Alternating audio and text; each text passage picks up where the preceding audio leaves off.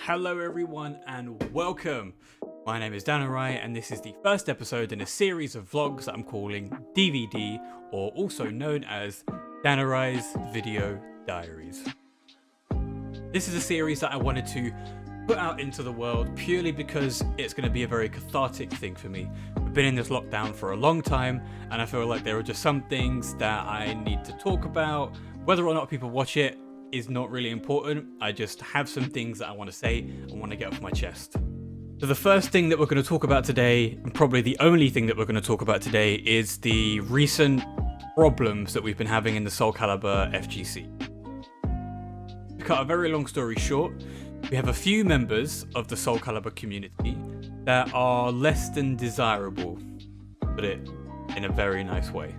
So as some of you may know, our director and producer, I say "our" as in Soul Calibur FGC, our director and producer have both been very active on Twitter regarding balance changes, updates, and just generally being quite conversational about the game. We've got a bug report hashtag on Twitter where people can go and submit bugs and problems with the game, and most of the time one of them will respond and basically say this is probably either intended or it's definitely a bug and we're going to have a look at it in the next update. The big one we have right now is a Geralt bug where when he goes into Soul Charge or Critical Edge, he just doesn't abide by the same rules as the rest of the cast does. I just wanted to give you some context to the situation because what I'm going to talk about is something quite upsetting to watch and quite frustrating too.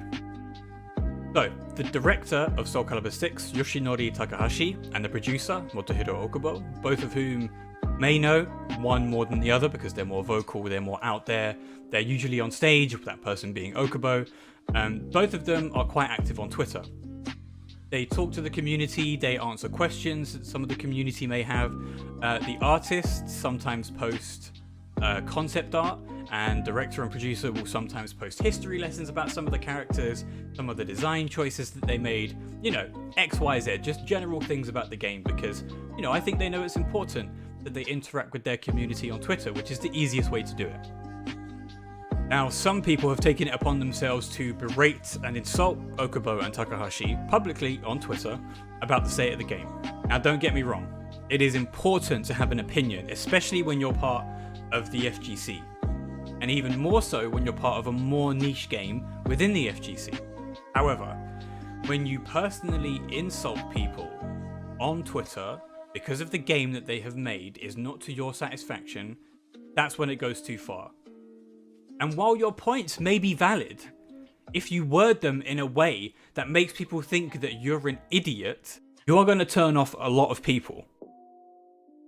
Additionally, there have been many occasions where people have just thrust things into the director's face just purely because they think it shouldn't be a thing, or perhaps it's a buff report or it's a nerf report, and that's not what the director's job is, to take suggestions from people on Twitter and implement them into the game.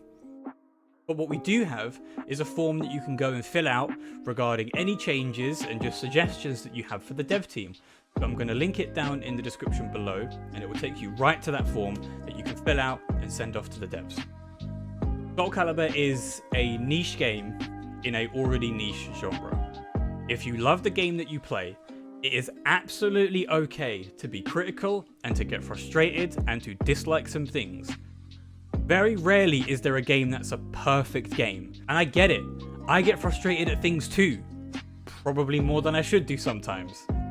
But there is a way to go about it, and I'm never ever going to tag devs regarding a balance change in a way that makes me look like I'm just raging like a 4-year-old, because there's absolutely no point to it.